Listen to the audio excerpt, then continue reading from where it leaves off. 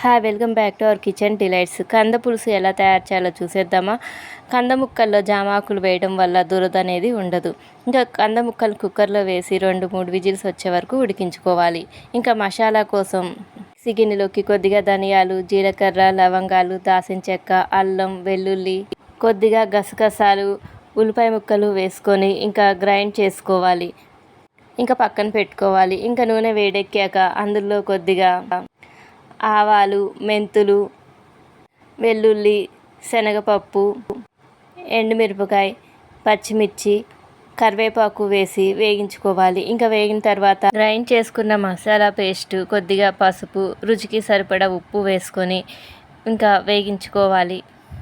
అందులోనే కారం కూడా వేసుకొని ఇంకా ఒకసారి వేగిన తర్వాత ఉడకబెట్టుకున్న కంద ముక్కలు వేసుకొని కొద్దిగా నీళ్లు పోసుకొని ఉడికిన తర్వాత చింతపండు రసం వేసుకొని దగ్గరికి ఉడికించుకోవాలి. మరి నీళ్ళలా కాకుండా చిక్కగా ఉంటే కూర అనేది రుచిగా ఉంటుంది. కంద పులుసు రెడీ. మీరు కూడా ట్రై చేసి ఎలా వచ్చిందో చెప్పండి.